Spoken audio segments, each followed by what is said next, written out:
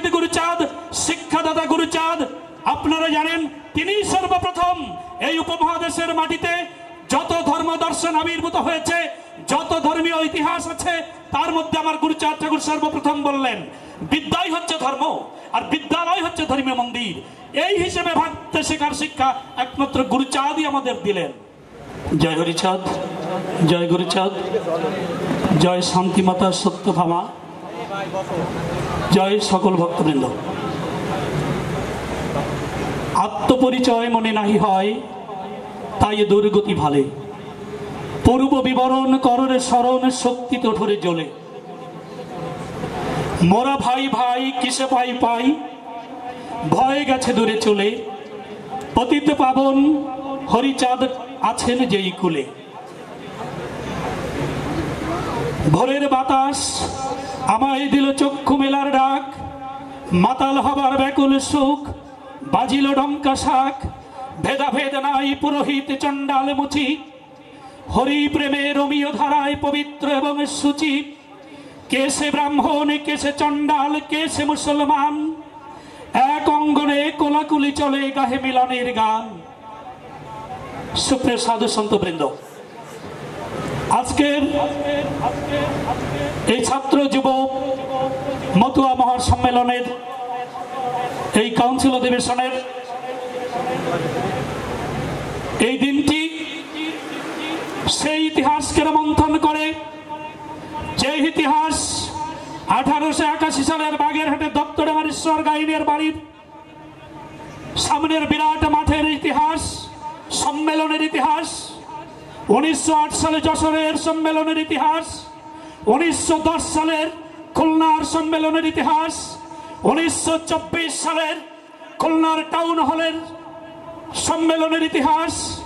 যে সম্মেলনে আমাদের শিক্ষাদাতা গুরুচাঁদ ঠাকুর সর্বপ্রথম শিক্ষার ডাক দিয়েছিলেন। শিক্ষা চাই, শিক্ষা চাই, শিক্ষা মাত্র চাই, শিক্ষা ছাড়া জাতির অন্য গতি নাই। শিক্ষা চাই, শিক্ষা চাই, সাগর ডিঙোতে চাই, দেখি সেটা কিবা পাই, কেন রব মাথা করি হেট।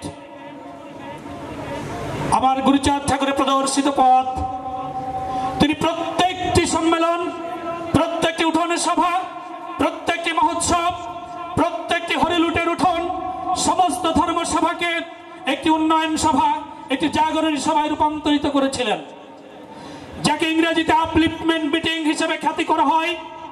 সুপ্রিয় সাধু দর্শক, আজকের এই 27 ডিসেম্বর 2024 শুভ শুক্রবার শ্রীরামুড়া কান্দির এই শ্রী অঙ্গনে হাজার হাজার লক্ষ লক্ষ মতুয়ার উপস্থিতিতে যে কংগ্রেস হচ্ছে, ছাত্র যুবক বাংলাদেশ মতুয়া মহাসংঘ ছাত্র যুব সম্মেলন কংগ্রেস তথা কাউন্সিল অধিবেশন, এই অধিবেশন সেদিনের সেই ইতিহাসগুলোকে রোমন্থন করে।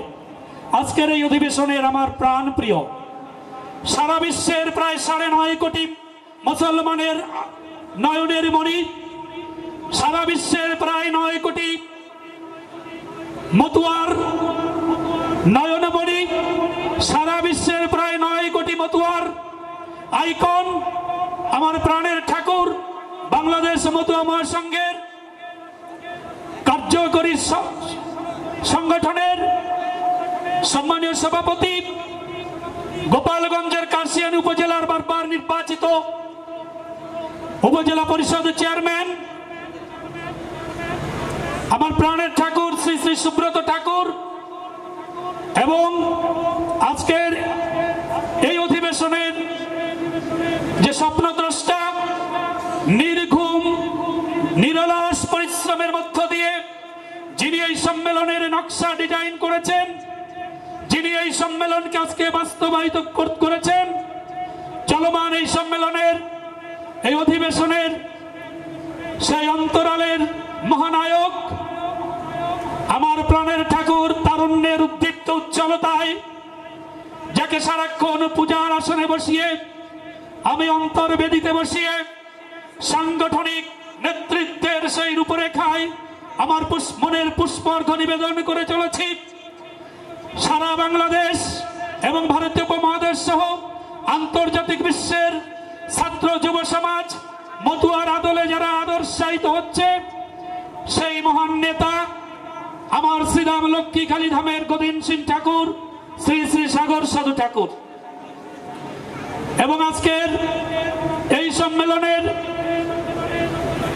যিনি বাংলাদেশ মতো মহাসংঘের মহাসচিব হিসেবে দায়িত্ব পালন করছেন শ্রী সাগর সাধু ঠাকুর, এবং ইতিমধ্যে যিনি সম্মেলন উদ্বোধন করেছেন আমাদের পরম ভক্তিভাজন শ্রী অমিতাভ ঠাকুর, মঞ্চে এখনো সঙ্গ করছেন শ্রী সুপতি ঠাকুর, এবং তারক ধামের পরীক্ষিত গোসাই, অজয় গোসাই সহ আমাদের যে মাতৃদেবী এখানে জাগরণী বক্তব্য উপস্থাপন করেছেন।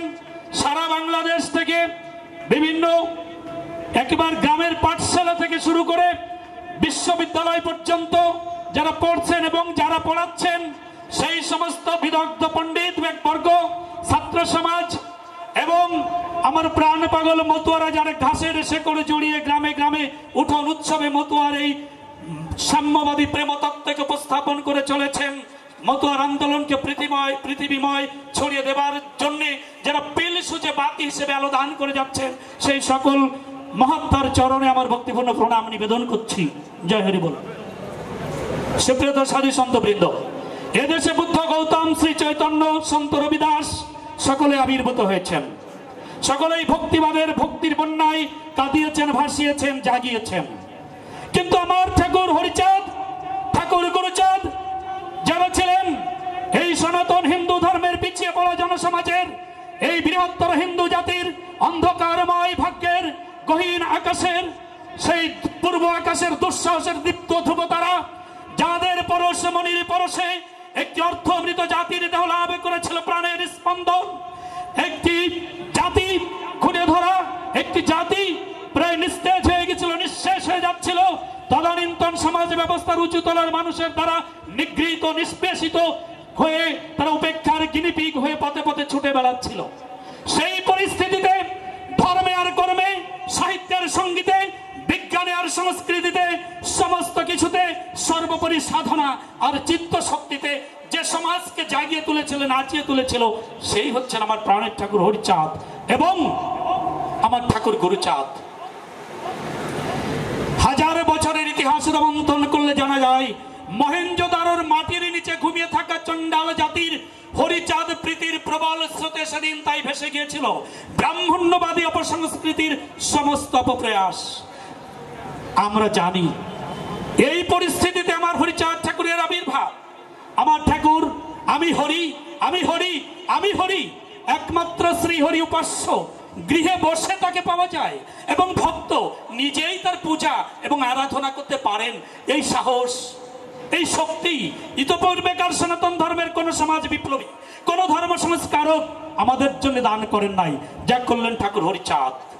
আমার ঠাকুর হরিচাঁদ মাত্র দ্বাদশটি আজ্ঞার মধ্য দিয়ে এই মতুয়া ধর্মকে দাঁড় করে দিলেন এবং এই মতুয়া ধর্মকে সাংগঠনিক রূপ দিলেন আমার ঠাকুর গুরুচাঁদ।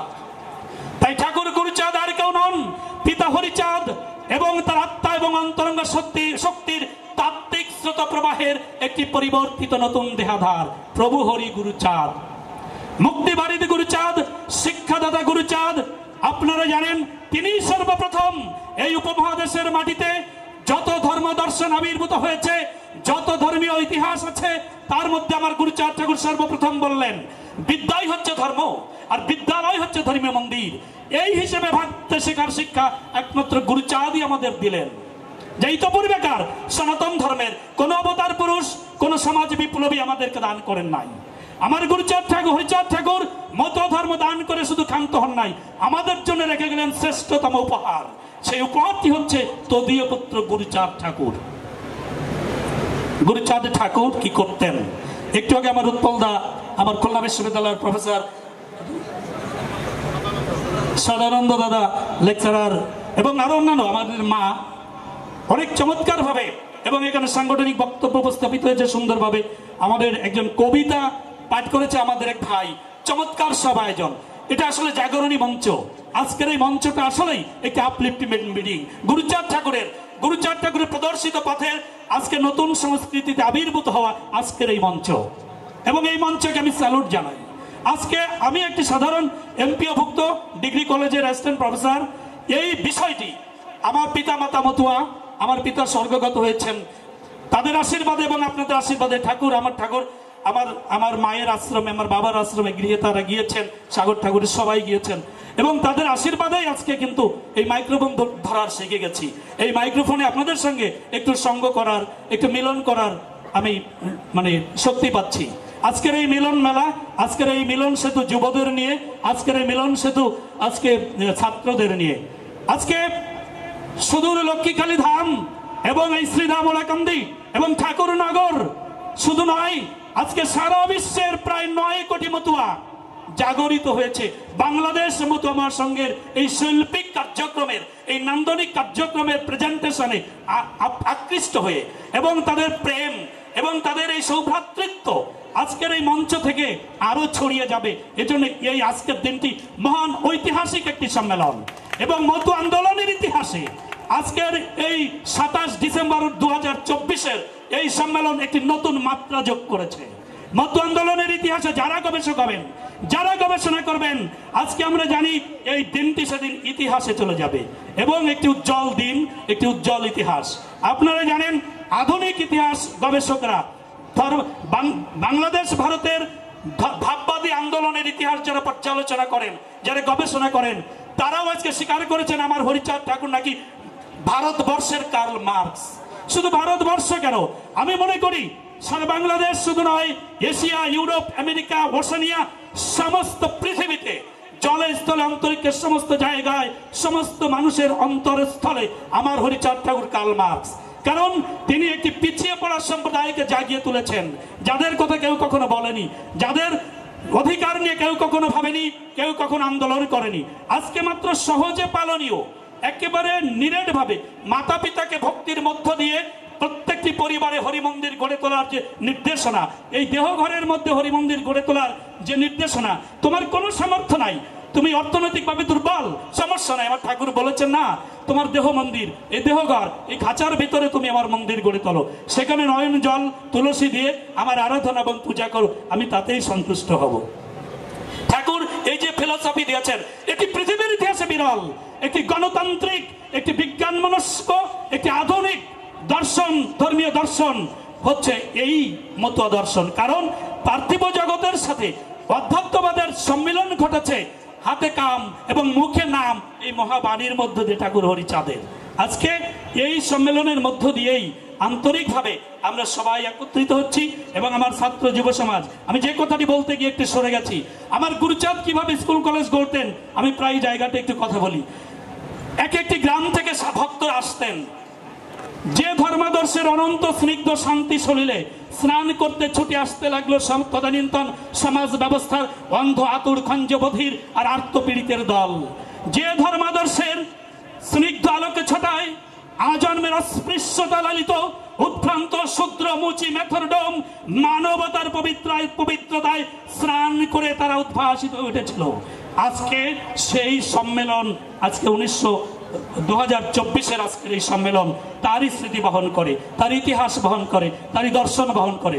শিবপ্রসাদু মন্ডলী, গুরুচাঁদ ঠাকুরের কাছে যে সমস্ত মানুষ বলতেন, বাবা আমি একটি স্কুল গড়বো, আমরা গ্রামের থেকে লোকজন ছুটে আসতো, তা আমার ওখানে একটু যেতে হবে, আমার ওখানে একটু যেতে হবে। ঠিক আছে বাবা আমি যাবো, তো একটি কাজ করতে হবে, আমি যাবার আগে তোমাদের ওখানে বাঁশ ঝাড় আছে না, তোমাদের ওই যে জিয়াল তোলা আছে না, তোমার ওখানে যে একটা ঝোপ আছে, এগুলো পরিষ্কার করো, এগুলো পরিষ্কার করে তুমি ওখানে একটি পাঠশালা গঠন করো, পাঠশালা গঠন করে আমি অতি সত্তর সেখানে পৌঁছাবো। একেবারে ঠিক কথা মতো আমার মতুয়া প্রেম পাগল মতুয়ারা ডেলাবন চষে কাদামাটি ভেঙে জল জংলা পেরিয়ে তারা কিন্তু ঠাকুরের কাছে এসে আবার ফিরে যেতেন, ফিরে গিয়ে সেই কাজটি করতেন, সেখানে পাঠশালা করতেন, এবং পাঠশালা করার পরে সেখানে কি হতো, জীবন্ত দেব দেবতার পুজো হতো, তাই না?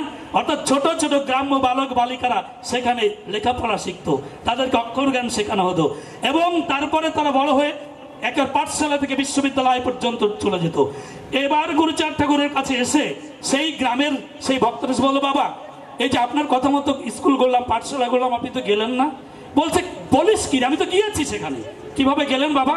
ওই যে তারিণী ডিগ্রি পাস করেছে, ওই যে শ্যামল MA পাস করেছে না, হ্যাঁ, ওই যে সুবোধ ঢাকা বিশ্ববিদ্যালয়ে পড়ছে, কি লন্ডন ইউনিভার্সিটিতে গবেষণা করছে, ওই যে আমি গিয়েছি তোদের গ্রামে, ওই হচ্ছে গুরুচাঁদের যাওয়া। এভাবে গুরুচাঁদ পৌঁছাতেন সবার দুয়ারে। এমনকি গুরুচাঁদ ঠাকুর স্কুল গঠন করবার জন্য তিনি যে গ্রামে কোনো জমি পেতেন না, সেখানে একটু সম্পন্ন পরিবারের সাধুদের মানে বাবাদের বলতেন, বাবা তোমার গোয়াল ঘরটা আমাকে 2 ঘন্টার জন্য দিতে হবে। সবাই তাজ্জব মেরে যেতেন, কি ব্যাপার, আমাকে গোয়াল ঘর চাচ্ছে কেন আমার বাবা? তো বলতেন, বাবা গোয়াল ঘর কি করবা? বাবা আমার লাগবে, 2 ঘন্টার জন্য লাগবে। ঠিক কেন? বলছে তুমি সকাল 10টা থেকে 12টা এই 2 ঘন্টা, মানে সে কথার মতো এই 2 ঘন্টা তুমি গোয়ালের গরুগুলো